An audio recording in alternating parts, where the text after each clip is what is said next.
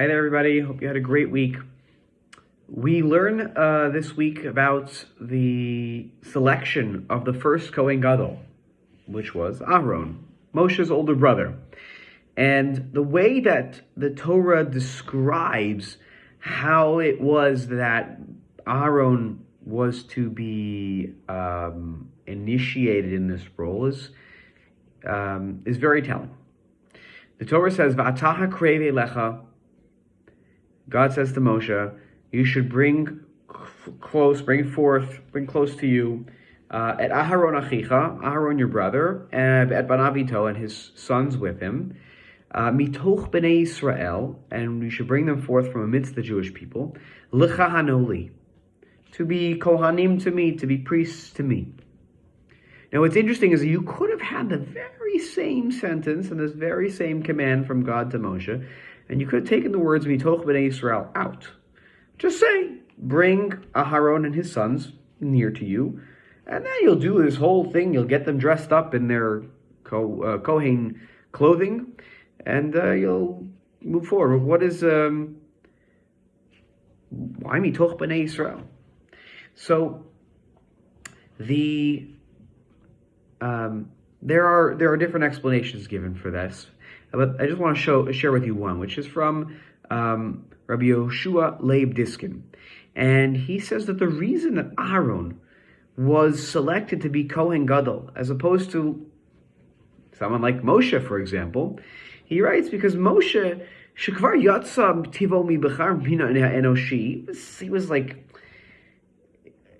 they loved him, Moshe, as a leader. The Jewish people loved him. Yes, they had their quarrels with him at times, but most people just they understood the greatness of Moshe.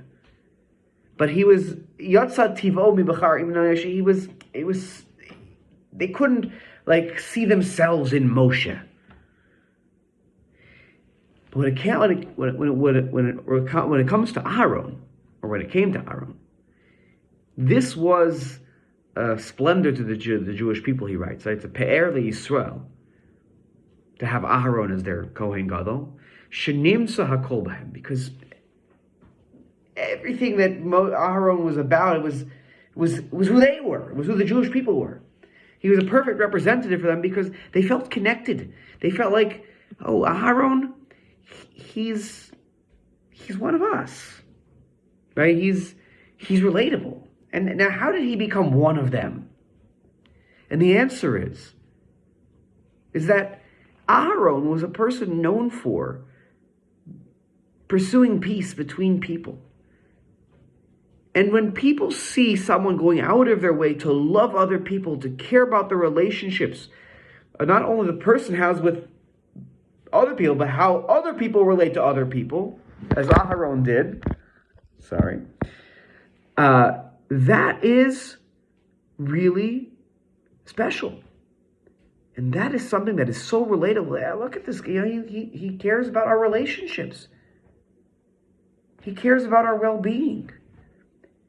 And this is why Aaron was so well accepted as being the Kohen Gadol, the representative of the Jewish people in front of God with all the services. I think he was going to bring the korbanot on behalf of the Jewish people. They said, yeah, he could be our representative. And this whole message of that Aharon was mitoch bnei Israel, the pasuk says, he was from the midst of the Jewish people, is literal. He represented it. They saw him as being one of them. And I think it goes to show that when we try our very best to bring peace, to bring understanding between different sides within the Jewish community, and not say that this one has to agree with that one, and that one has to agree with this one, but just bringing people together to say, okay, we can respect each other and find ways to move forward with each other. That's something we should rally around like the Jewish people did. When we come across people like that, we should rally around them. We should try to be that person too. But certainly, when we see such a quality, just like the Jewish people saw in Aharon, we should make sure that that person represents us in front of God. Right? They're our shaliach tzibur. They're the representative we want to set in front of God, the way that the Jewish people wanted Aharon every day in the Beit HaMikdash, in the Mishkan, to be their representative. May we be zocher, may we merit to have such people in our midst and to do our best to be that person, to be an Aharon. Have a wonderful Shabbos, everybody.